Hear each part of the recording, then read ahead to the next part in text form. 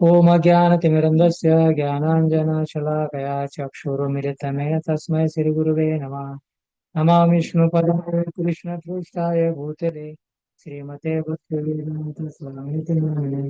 नमस्ते सरस्वती देवे गौरवाणी प्रचारिणे निर्विशेष शून्यवादी पाश्चात्य देशतारिणे। जय श्री कृष्ण चैतन्य प्रभु नित्यानंद श्री अद्वैत गदाधर शिवासादि गौर भक्तवृंद। हरे कृष्णा कृष्णा कृष्णा हरे हरे हरे राम राम राम हरे हरे। हरे कृष्णा आपण सर्वांचं स्वागत आहे आपल्या भक्ती असे वर्गामध्ये. तर गेल्यास आपण अडीच तासामध्ये भगवद्गीता अध्याय क्रमांक 5 कर्मयोगाबद्दल चर्चा करत होतो. अध्यायाचा शीर्षक होता कर्मयोग किंवा कर्मसन्यास योग. या ठिकाणी दोन कर्मयोग आलेले आहेत. एक आहे सकाम कर्मयोग, जो पहिला तो तिसरा अध्याय होता. सकाम कर्मयोगाबद्दल वर्णन करत होता की ती कर्म केल्यानंतर तुम्हाला काय फळाची प्राप्ती होईल. आणि हा जो पाचवा अध्याय आहे हा निष्काम कर्मयोग आहे. म्हणजे भगवंता प्रित्यर्थ हे कृष्ण भावना भावित कर्म आहे. कुठल्या प्रकारची अपेक्षा न करता हे कर्म करणे.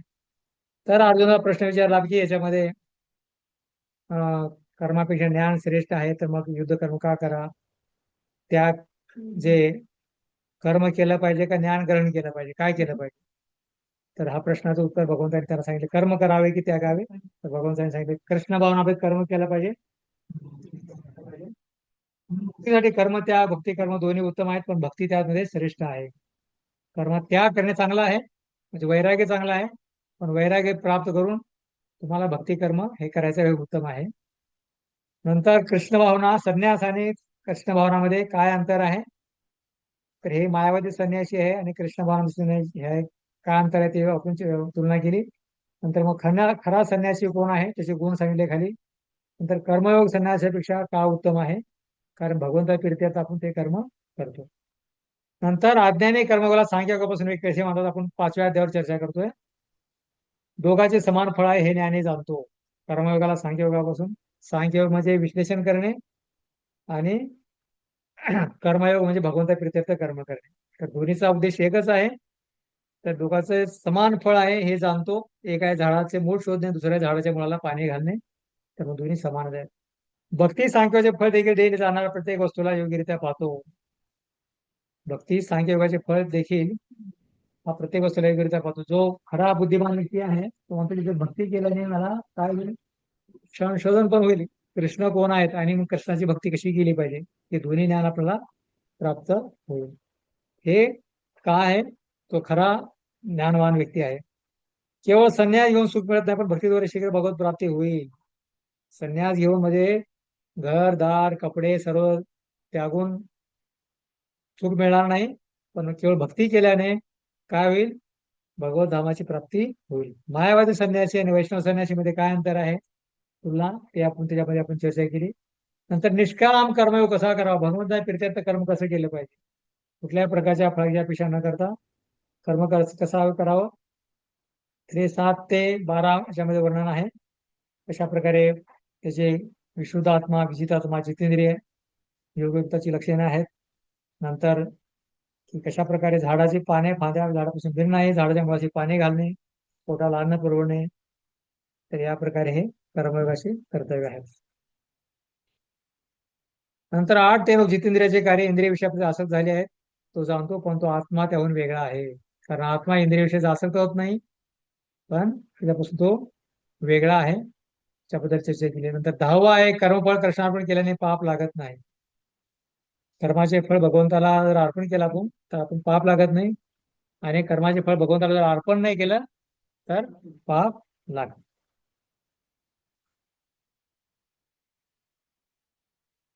तर पुढे आहे कर्मफळ सती अनासक्त असणारा योगी कर्म का करतो. कर्मफळापुढे अनासक्त असणारा हा कर्म का करतो.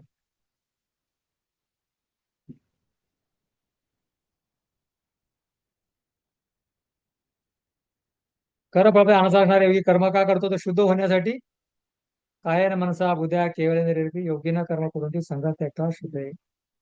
चांगले गुण आत्मसात करून तो शरीर वाणी वाणी मन बुद्धी संपत्ती सर्व काही सेवेत भगवंताच्या लावून अहंकारमुक्त होऊन कृष्ण समान होतो. श्लोक क्रमांक 8 ते 12चा निष्कर्ष काय आहे? 8 ते 12चा निष्कर्ष आहे की कर्मफळाच्या त्यागाने भक्त शांत होतो परमार्थ, अभक्त फळाची अपेक्षा केल्याने अशांत असतो. कृष्ण भक्त निष्काम सदैव शांत आणि अभक्त सदैव अशांत. 3 प्रकारचे कर्ता कुठले आहेत? 3 प्रकारचे कर्ता आहेत. पहिला जीव आहे, परमात्मा आहे आणि तिसरं कोण आहे? जीव, परमात्मा, जीव, प्रकृती आणि परमात्मा. 3 प्रकारचे कर्ता आहेत. तिघांचे कार्य वेगवेगळे आहेत. मग प्रकृतीचे गुण जीव करता आहे का? आहे, पण पूर्णपणे करता नाही. नंतर प्रकृतीचे गुण करता आहेत का? हा दुसरा प्रश्न होता. नंतर तिसरा प्रश्न मग परमात्मा करता आहेत का? तर अशा प्रकारे तिन्ही करता आहेत, पण त्यामध्ये सर्वात श्रेष्ठ आहे जीव, हा सर्वात करता आहे. जीव इच्छा करतो म्हणून सर्व प्रकृती त्याला पुरवठा करते आणि परमात्मा त्याला अनुमती देते, म्हणून जीव सर्वात मोठा करता आहे. ज्ञानाद्वारे अज्ञान दूर झाल्याने सर्व काही प्रकाशमान होईल. ज्ञान प्राप्त केल्याने सर्व काही प्रकाशमान होईल. जसं सूर्यप्रकाश उदय झाल्यानंतर अंधकार नष्ट होतो, तर त्याच प्रकारे हे ज्ञान प्राप्त केल्याने सर्व काही जीवन प्रकाशमान होईल. योगी काय करतो? कर्मयोगाचे लक्षण. योगी काय करतो? कर्मयोगी जे आहे त्याचे लक्षण म्हणजे भक्ताची लक्षणे काय आहे त्याच्याबद्दल वर्णन आहे. आत्मसाक्षात्काराची दृष्टी आहे, तो समदर्शी असतो. काय समदर्शी पाहतो? तो विद्या विनय संपन्न ग्रामीण गवी असल्याने सुनीचे सपाचिकेचे पंडिता समदर्शने. तरी काय? ब्राह्मण, गाय, हत्ती, कुत्रा, चांडा यांना समान दृष्टीने तो पाहतो. तरी ज्याला आत्मसाक्षात्कार प्राप्त झालेला आहे त्याची काही समान दृष्टी आहे. तो समतेत स्थित निर्दोष व्यक्ती ब्रह्मामध्ये स्थित आहे. ब्रह्मवादी, परमात्मादी भक्त कशा प्रकारे सर्व स्थित आहेत? ब्रह्मा झाल्याने पाहतो, सर्वांमध्ये परमात्मा पाहतो आणि सर्व काही भगवंताची इच्छेने होत आहेत पाहतो. ब्रह्मवादी, त्याची पाहण्याचा दृष्टिकोन काय आहे? परमात्मा त्याचा दृष्टिकोन काय आहे पाहण्याचा? आणि भक्ताचा दृष्टिकोन पाहण्याचा काय आहे? त्याच्यामध्ये 3 अंतर दिलेले आहेत. आता भक्ताची लक्षणे आहेत. प्रिय वस्तूने सुखी होत नाही, की गमावण्याने दुःख होत नाही. सुख दुःख समान आहे त्यासाठी, कधी गोंधळून जात नाही आणि कृष्णभावनेमध्ये दिव्य स्तरावर स्थित आहे. आणि भक्ताची इतर लक्षणे काय आहेत? इंद्रिय सुखात अनासक्त आहेत आणि यमुनाचार्याचे उदाहरण आहे. यमुनाचार्य म्हणतात, ज्यावेळेस मी भगवंताच्या नाम रूप गुणामध्ये ज्यावेळेस गुढी मला प्राप्त झालेली आहे, तर त्यावेळेस मी काय करतो? माझ्या जीवनामध्ये काम सुखात ज्यावेळेस विचार येतात तर त्यावेळेस मी थुकतो अशा प्रकारे, म्हणजे तुच्छ लागतात अशा प्रकारे. आधी अंत असणाऱ्या भौतिक सुखात बुद्धिमान भाग घेत नाही. हे सत्पर्षाचा भोगा दुःख निवडते. आद्यंतवंत कोणते आणि अतिशय भक्ताची लक्षणे आहेत 20, 21, 22 पर्यंत. हे भक्ताची काय काय लक्षणे आहेत? तर आपण म्हणतो असं मी भक्त आहे, त्यामध्ये हे आपले लक्षणं आत्मसात आपण केले पाहिजे. भक्ताचा आंतरिक व्यवहार आणि बाहेरीक व्यवहाराबद्दल वर्णन आहे. भक्ताचा आंतरिक व्यवहार काय आहे?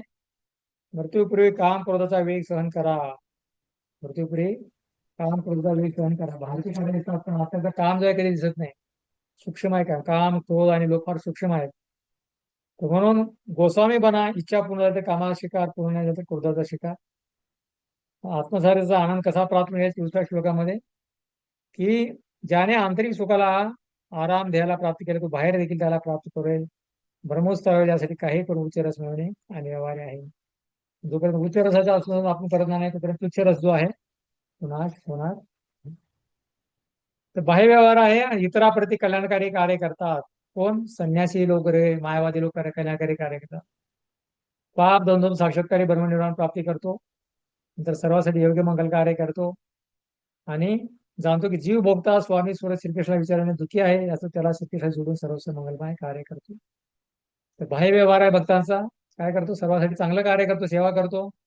त्याला माहित असतं की भगवान श्रीकृष्ण सर्वांचे भोक्ता आहेत आणि त्यांना विसरल्याने आपण दुःखी आहोत आणि त्यांना स्मरण केल्याने आपण जीवनामध्ये सुखी होऊ शकतो. त्याची मुक्ती निश्चितच आहे. हा जो भक्त आहे त्याने जीवनामध्ये पालन केलेलं आहे, संपूर्ण आत्मसात केलेला आहे गुण, त्याला मुक्ती निश्चित आहे. मुक्ती म्हणजे सायुज्य सालोक साराष्ट्रीय मुक्ती नाही, तर तो भगवताच्या धामाला जातो. तर मनोनिग्रह आत्मसारीच काम क्रोध त्यागून मुक्त होतो. पण हे अत्यंत कठीण कार्य कसं शक्य आहे? काम क्रोध लोभाला त्यागणं फार कठीण आहे. तर हे कार्य कसं शक्य आहे? तर श्रीमद भागवताच्या मध्ये वर्णन 4, 22, 29, 29 यत पाद पंकज. तर हा श्लोक आहे. मोठमोठे ऋषी मन नियंत्रित करू शकले नाहीत, पण ज्याने केवळ वासुदेवाची चरण सेवा केली आहे त्याला हे शक्य होते. काम क्रोध लोभाला नियंत्रित करणं फार कठीण आहे आपल्या प्रयत्नाने. केवळ भगवंताची ज्यांनी शरण घेतलेली आहे तोच याच्यातून मुक्त होऊ शकतो. तर उदाहरण दिलेलं आहे, दर्शनाने मासा, ध्यानाने कासव, स्पर्शाने पक्षी आपल्या पिलाचे पोषण करतात. त्याचप्रमाणे जीव भगवंतापासून दूर असला तरी त्यांना प्राप्त करू शकतो. भगवंतांना प्राप्त करू शकतो येणारे भगवंत फार लांब राहतात आपल्या याच्यापासून, आपण फार दूर राहतो. भगवंत धाम लांब आहे आपल्यापासून. तर भगवंताची आपण प्राप्ती कशी करू शकतो? तर केवळ भगवंताची चरणकमलाची शरण घेतल्याने आपण हे प्राप्त करू शकतो. जर उद्देश मोठा असेल तर प्रकारे हे तीन उदाहरण आहे, मासा, कासव आणि पक्षी आपल्या पिलाचं रक्षण करतात. त्याच प्रकारे आपण पण ध्यानाद्वारे भगवंताच्या धामाला जाऊ शकतो. तर हे गेल्या वेळेस आपल्याला चर्चा केली होती एवढी संपूर्ण 31 तारखेला. आता आजचा जो विषय आहे 27 ते 28 श्लोक आहेत. 27, 28, 29 आणि त्याच्यानंतर अध्याय क्रमांक 6 आहे. तर कोणाला काही प्रश्न आहे ह्याच्याबद्दल, झालेल्या याच्याबद्दल विचारू शकते असेल प्रश्न तर? नाही तर हरकत नाही. सर्वांना ऐकायला येते गुरुजी? हो. तर श्लोक क्रमांक 27, 28 आहे, अष्टांग योगाद्वारे मुक्ती. हा पुढच्या अध्यायाचा परिचय आहे. कुठला? 6व्या अध्यायाचा. म्हणजे आणखी 5वा अध्याय आणि 6वा अध्याय म्हणजे एकत्रित आहे. संपूर्ण प्रवचन संपलं नाही भगवंताचं. तर संपूर्ण एकच भाग आहे. तो राहिलेला भाग आता पुढे भगवंत कंटिन्यू याचा संबंध आहे की 5वा अध्याय आणि 6वा अध्यायामध्ये काय संबंध आहे. तर आता पुढचा अध्यायाचा परिचय 5व्या अध्यायाच्या शेवटी सांगितलेला की अष्टांग योगाद्वारे मुक्ती. एक आहे आपण पाहिलं की भगवंताच्या चरणकमलाला शरण घेऊन आपण मुक्ती प्राप्त करू शकतो. आता दुसरा आहे, कुणी म्हणेल की तर ठीक आहे, मला भक्ती नाही करायची, मला भगवंताची प्राप्ती करायची आहे. पण त्यासाठी पण मग आता भगवत सांगतात ठीक आहे. अर्जुन म्हणत होता की मला ध्यान धारणा करायची, मला युद्ध नाही करायचं. अर्जुनासाठी युद्ध म्हणजे आपल्यासाठी भक्ती आहे, ते बरोबर आहे. तर अर्जुन म्हणतो की मी काय करणार, हे करणार नाही, युद्ध करणार नाही, तुमच्या आदेशाचं पालन करणार नाही. मला ध्यान धारणा करायची आहे, मला जंगलामध्ये जायचं आहे, ध्यान धारणा करायची आहे, पण मी हे करणार नाही कार्य. तर त्यासाठी आता भगवान श्रीकृष्ण आता 27, 28, 29 या श्लोकामध्ये सांगतात कशा प्रकारे ध्यान ध्यानाद्वारे मुक्ती कशी प्राप्त होऊ शकते. तर ध्यानाचा मार्ग काय आहे, किती कठीण मार्ग आहे, ते आता आपण चर्चा करणार आहोत ह्या 3 श्लोकामध्ये आणि पुढच्या 6व्या अध्यायामध्ये. अष्टांग योगाद्वारे मुक्ती पुढच्या अध्यायाचा हा 6व्या अध्यायाचा परिचय आहे. स्पर्शान कृत्वा बहिर्बाह्या चक्षुश्चैवान्तरो भ्रू प्राणापानो समो कृत्वा नासाभ्यामन्तरचारिणो एतेन्द्रिय मनोर्बुद्ध्य निर्मोक्षपरायण विगतेच्छा भय क्रोधो य सदा मुक्त एव स. असा हरे ऑनलाईन कृष्ण. सर्व बाह्य इंद्रिया विषय दूर ठेवून दोन भुवयांमध्ये दृष्टी एकाग्र करून नाकपुड्यांमध्ये प्राण आणि अपान वायूंना साम्यावस्थे आणून आणि ह्याप्रमाणे मन, इंद्रिय तथा बुद्धी संयमित करून मोक्षप्राप्तीचे ध्येय ठेवणारा मुनी इच्छा, भय आणि क्रोधापासून मुक्त होतो. नित्य ह्या अवस्थेत असणारा मुनी निश्चितच मुक्त असतो. हरे कृष्ण. तर या ठिकाणी आता अष्टांग योगाद्वारे मुक्ती कशी प्राप्त करायची, ध्यान धारणाद्वारे. कोणी म्हणलं की मी भक्ती करणार नाही, तर मला ध्यान धारणा करायचं आहे. तर ध्यान धारणाद्वारे मुक्ती प्राप्त करण्याचा मार्ग आता भगवान तो या ठिकाणी 27, 28 श्लोकामध्ये आहे आणि पुढच्या 6व्या अध्यायामध्ये सांगणार आहे. अष्टांग योग विधी काय आहे? अष्टांग इंद्रिय विषय बाह्य अवस्थेत आणून दृष्टी भुव्याच्या मध्यभागी केंद्रित करून आणि प्राण अपान नाकपुड्यामध्ये थांबवून मन, इंद्रिय, बुद्धी नियंत्रित करून इच्छा, भय क्रोधित होऊन मोक्षाला लक्ष बनवून मुक्ती प्राप्त करणे. तर अष्टांग योगाद्वारे मुक्ती प्राप्त करायचं एक पहिला आहे भगवंताची भक्ती करून भगवंताच्या चरणाचा आश्रय घेऊन मुक्ती प्राप्त करणे, भगवंताच्या धामाला जाणे. भक्ती योगाद्वारे आपण चर्चा केली 5व्या अध्यायामध्ये. आता 6व्या अध्यायामध्ये अष्टांग योगाद्वारे मुक्ती प्राप्त करायची. तसं अष्टांग योगी असतो ना पूर्ण आपण पाहिलंय की सर्वोत्तम योगच पूर्ण आता पुस्तकात पाहिलं म्हणजे अष्टांग योगी आहे, पूर्ण आपले मन इंद्रिय संपूर्ण एकत्रित केलेलं आहे. हाड आहेत अंगावर संपूर्ण, आणि त्याच्या भ्रमरंध्रातून प्राणवायू निघतो आणि जो इच्छा आहे त्या ठिकाणी जातो, मुक्ती प्राप्त करतो. तर फार कठीण मार्ग आहे. कधी कधी वाटतं अरे भक्तीमध्ये आल्यानंतर आपल्याला एवढी तपस्या करावं लागेल का, तर म्हणून कधी काही लोकांना भीती वाटते की आम्हाला पण भक्तीमध्ये आल्यानंतर खाणं पिणं सोडावं लागेल आणि कुठल्या जंगलामध्ये जावं लागेल, पण नाहीये. पण हे अष्टांग योग फार कठीण विधी आहे. तर या ठिकाणी आता हे कृपा तात्पर्यामध्ये सांगतात की अष्टांग काय आहेत. अष्टांग काय आहेत, 8 प्रकारचे अंग काय आहेत. यम, यम म्हणजे यमराज नाहीये, तर हे काय पालनाचे नियम आहेत. ठीक आहे, यम म्हणजे नियम पालन करायचं. दुसरं नियम आहे शारीरिक स्थिती यम म्हणजे नियंता आहे. नियंता म्हणजे नियंत्रित करता, त्याला यमराज पण म्हणू शकतो आपण. दुसरा आहे नियम म्हणजे नियमाचे पालन करणे. तिसरं आहे आसन, म्हणजे शारीरिक स्थिती तसंच बसलं पाहिजे, हे पण आवश्यक आहे. चौथा आहे प्राणायाम, श्वासोश्वास घेतलं पाहिजे. पाचवा आहे प्रत्याहार, इंद्रिय विषयापासून अनासक्त. प्रत्याहार म्हणजे इंद्रिय विषयापासून अनासक्त. धारणा, ध्यान अति तीव्र करणे.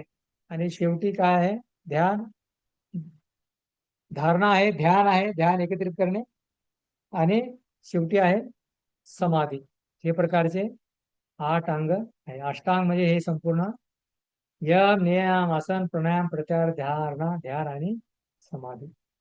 अष्टांगाचे काय आहेत प्रकार, तर यम नियम आसन प्राणायाम प्रत्याहार ध्यान आणि समाधी. 8 पूर्ण केल्यानंतर अष्टांग योग पूर्ण होतो. त्याच्यामध्ये एक पण जर पूर्ण झालं नाही तर योग धारणा पूर्णपणे होऊ शकत नाही. हरे कृष्ण प्रभूजी. हा विचार. प्रभूजी विचारायचं होतं, विचारू शकते का आता? विचारा. प्रत्याहार म्हणजे काय आणि धारणा म्हणजे काय? प्रत्याहार म्हणजे इंद्रिय विषयापासून अनासक्त. प्रत्याहार, प्रति आहार, जे काय आहार आपल्याला पाहिजे, मन म्हणतं की मला हे पाहिजे, त्याला ते पूर्वजांनी म्हणाला. ते म्हणजे प्रत्याहार, विरुद्ध, त्याच्या विरुद्ध जाणे प्रत्याहार. आणि दुसरं काय तुमचा प्रश्न आणखी? धारणा, धारणा म्हणजे धारणा म्हणजे ध्यान अति तीव्र करणे. धारणा म्हणजे ध्यान तीव्र करणे आणि त्याच्या पुढची स्थिती आहे परत ध्यान आणखी. आणि शेवटी आहे समाधी, कुठलाच विचार नाही, एकच परमात्म्यावर लक्ष आहे त्याच्या प्रकारे. अष्टांग योग. तरी थोडा जरी त्यामध्ये विचार असाल तर मग अष्टांग योग पूर्णपणे होऊ शकत नाही. तर मग कलियुगासाठी फार अवघड आहे. तर कधी भक्त म्हणतील अरे मग एवढा अवघड परिस्थिती आहे, तुम्ही भगवद्गीतेमध्ये 6वा अध्याय का सांगता त्याच्या प्रकारे.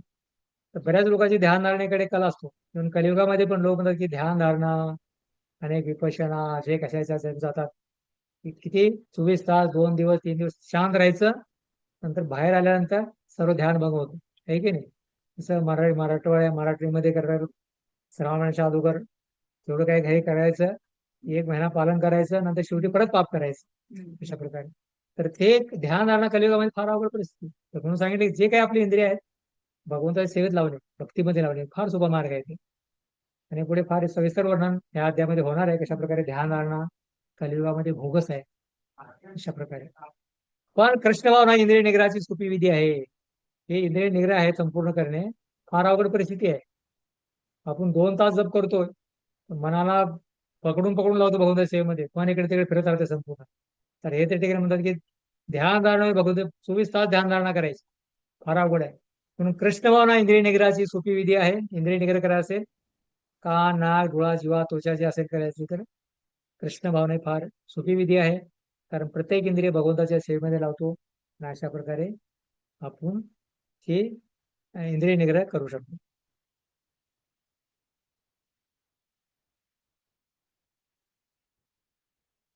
तर म्हणून कृष्ण भावनेद्वारे जीव भौतिक जगात मुक्ती प्राप्त करू शकतो. कर्मयोगातून मुक्ती कशी प्राप्त होईल, तर हा पुढचा 21 श्लोक आहे. तर अशा प्रकारे कृष्ण भावना इंद्रिय निग्रहाची सोपी विधी आहे, एवढंच आहे. आणि नियम निवासन. आता पुढचा श्लोक आहे श्लोक क्रमांक 29, मुक्त स्तरावरील शांती सूत्र. हे दोन्ही 27-28 एवढंच होतं. मुक्त स्तरावरील शांती सूत्र, जो मुक्ती प्राप्त केलेला आहे त्या जीवनामध्ये शांती सूत्र काय आहे, शांती कसं प्राप्त करू शकतो. भोक्ताराम यज्ञ तपसा सर्वलोक महेश्वरा सुहृद सर्वभूतानां ज्ञात्वा शांतिमामृच्छते. वाचा ऑनलाईन मध्ये भक्तिरूप भाषांतर. वाचू प्रभूजी. हा. मी सर्व यज्ञ आणि तपस्यांचा परमभोक्ता, सर्व ग्रहलोक आणि देवदेवतांचा परमेश्वर, आणि मी सर्व जीवांचा हितकर्ता व सर्व जीवांच्या कल्याणाची इच्छा करणारा आहे, हे जाणून माझे पूर्ण ज्ञान असणारा सांसारिक दुःखापासून शांती प्राप्त करतो. धन्यवाद माताजी.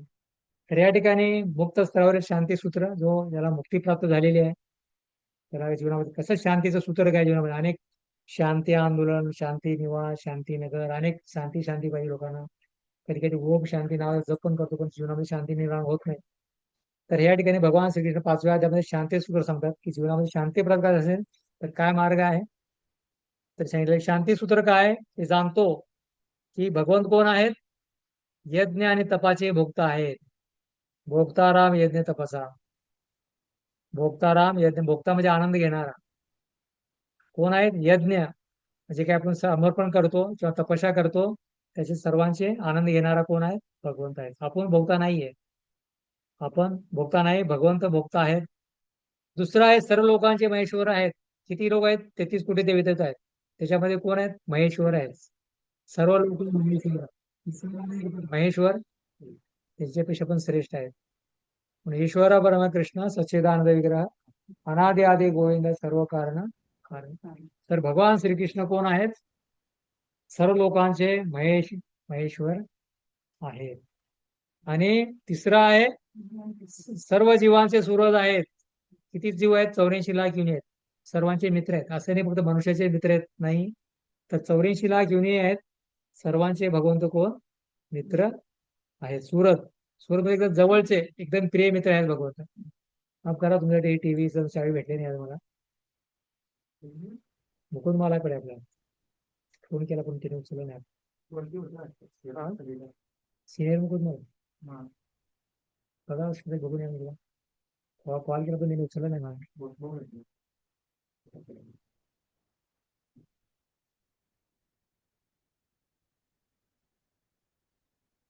चावी पाहिजे मला थोडस.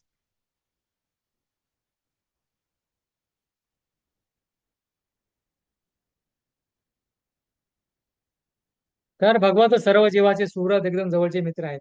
सूरज सर्व भूताना ज्ञात्वा शांती प्राप्त. तर भगवंत सर्वांचे सूरज एकदम प्रिय व्यक्ती आहेत अशा प्रकारे. तर हे जो जाणतो त्याला जीवनामध्ये शांती प्राप्त होते.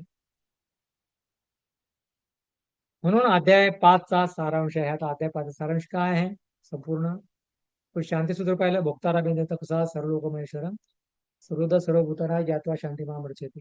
हे श्लोक पण तुम्ही परीक्षेमध्ये लिहता, आणि शांती सूत्र काय आहे हा पण प्रश्न तुम्हाला परीक्षेमध्ये येईल, हे समजलं पाहिजे. तर अध्याय 5चा सारांश आहे कर्मयोगातून मुक्ती कशी मिळेल. कर्मयोगातून मुक्ती कशी मिळेल, कर्मयोगातून मुक्ती कशी मिळेल. कृष्ण भावनावेद कार्य बरोबर दिव्य ज्ञानाने युक्त. कृष्ण भावनेत कार्य केल्याने, दिव्य ज्ञान प्राप्त केल्याने, आणि बरोबर म्हणजे कृष्ण भावनेत कार्य करायचं आहे, दिव्य ज्ञान प्राप्त करायचं आहे, आणि शेवटी काय, भक्ती. दोन्हीचा कृष्ण भावनेत कार्य करत दिव्य ज्ञान प्राप्त करायचं आहे, जसं आपण गीतेचा अध्ययन करतोय, आणि त्याद्वारे आपल्याला भक्ती योग प्राप्त करायचं, भक्ती प्राप्त होईल, हे मुक्ती प्राप्त होईल. ज्ञान योग भक्तियोगाकडे घेऊन जाणारा मार्ग आहे. मला सांगितलं की कृष्ण भक्ती करा तुम्ही, पण विचार मी कृष्णाची भक्ती का करू, मी बाकीच्याची का करू शकत नाही, शिव ब्रह्मा इंद्रचंद्र का करणार नाही. तर त्यासाठी ज्ञान प्राप्त केलं पाहिजे आपण. ज्ञान प्राप्त के असेल गीता भागवतनुसार, तर आपण मग कृष्णाची भक्ती चांगल्या प्रकारे आपण करू शकतो. ज्ञान योग भक्तीकडे घेऊन जाणारा मार्ग आहे. मायावश आज्ञाने जीव कृष्ण भावनाद्वारे भौतिक जगतात देखील मुक्ती प्राप्त करू शकतो. जो मायावश जो जीव आहे केवळ कृष्ण भावनेद्वारा भौतिक जगतात देखील मुक्ती प्राप्त करू शकतो. भौतिक जगामध्ये पण असून जो मायावश व्यक्ती आहे तो पण भक्ती जर केला तिने तर तो मुक्ती प्राप्त करू शकतो. कारण भगवंत कोण आहे, समदर्शी आहे. समोह सर्व भूतेषु नमे दोषी शरीर. भगवंत कोणाचाही द्वेष करत नाही, पण शेवटी भगवंत म्हणतात की जे माझी भक्ती करतात, माझ्या आदेशाचं पालन करतात, मी त्यांच्यावर काय करतो, प्रेम करतो. सर एक वडील आहे, त्यांचे 4 पुत्र आहेत. 4 प्रकारचे वेगळे पण जो पुत्र पित्याच्या आज्ञेचे पालन करतो पुत्र त्याच्यावर प्रेम करतो, पण जो आज्ञेचं पालन करत नाही त्याच्यावर तुझं एवढं प्रेम नसतं. तर त्याच प्रकारे भगवंताचे भक्त जे आहेत आज्ञाधारी पुत्राप्रमाणे आहेत भगवान पित्याच्या, म्हणून भगवंत काय करतात, समदर्शी आहेत पण कृष्णावर व्यक्ती कृष्णावर कार्य करून काम करतोचा वेग थांबून मुक्त होतो. भगवान समदर्शी आहेत, सर्वांसाठी समदर्शी आहेत, पण विशेष करून कृष्णभवन व्यक्तीवर फार त्यांचं प्रेम आहे भगवंताचं, कारण कृष्ण भावनावेळी कार्य करून काम करतोचा वेग थांबवून तो मुक्त होतो. अष्टांग योगाला कृष्ण भावना सहजतेने करू शकतात. यम नियम आसन प्राणायाम प्रत्याहार ध्यान धारणा समाधी या अष्टांग योगाला कृष्ण भावनेमध्ये आपण सहजपणे करू शकतो. कसं करू शकतो?